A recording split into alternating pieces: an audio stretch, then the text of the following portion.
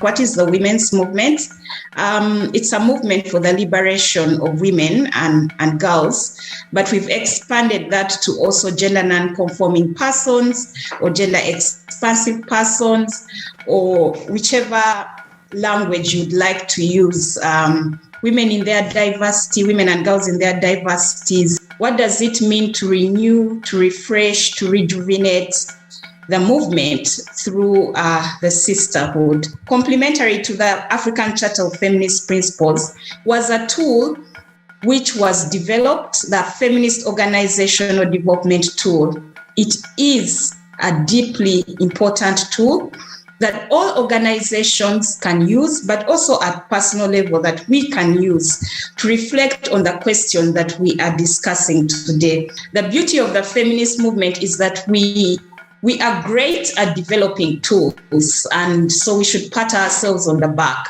But we need to do more in terms of ensuring that the tools we develop are actually known, they are popularized, and that they are utilized. It's also important to reflect at personal level. How many of us have peers in our spaces that we on a regular basis meet, chat with, have conversations around different things really, but things that are going to grow us as feminists?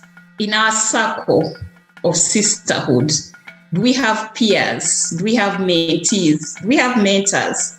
Do we have role models that we are doing life with, that we are working with? Am I investing in nurturing and building friendships? How often do I create the space to learn, reflect, and develop real relationships based on solidarity, honesty, trust, respect, based on dignity? As sisters in the movement, we shall disagree. But how then do you work through that disagreement to come to the other end of the road? The other question that is pertinent for all of us to reflect on is, how do I reach out and embrace diverse groups of women who may not necessarily be a part of my regular circle of friends or colleagues? We need to be able to associate with those who are, quote and unquote, considered different from us. How do we embrace diversity? That's the way we shall also strengthen the sisterhood in the movement. How often do I respond to distress alerts? When a sister or sisters have been afflicted, affected, violated, what's my response? Am I the one going to reach out without the cameras to ask, how may I help you? How may I serve you? So how often do I do that? How often do I call women who are not my close friends if I hear that they're going through a rough time? In what manner do I go out of my way to observe milestones with other women, i.e. birthdays, weddings, funerals, etc., etc.? How are we working with younger women in our organization or in the movement?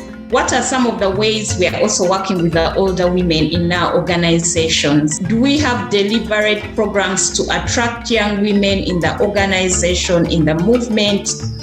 How do we sustain links with older feminists who may not necessarily have the same energy to contribute to this movement? How do we document the experiences of older women that have worked in this movement and ensure that they continue to inspire us, that we continue to learn from their stories?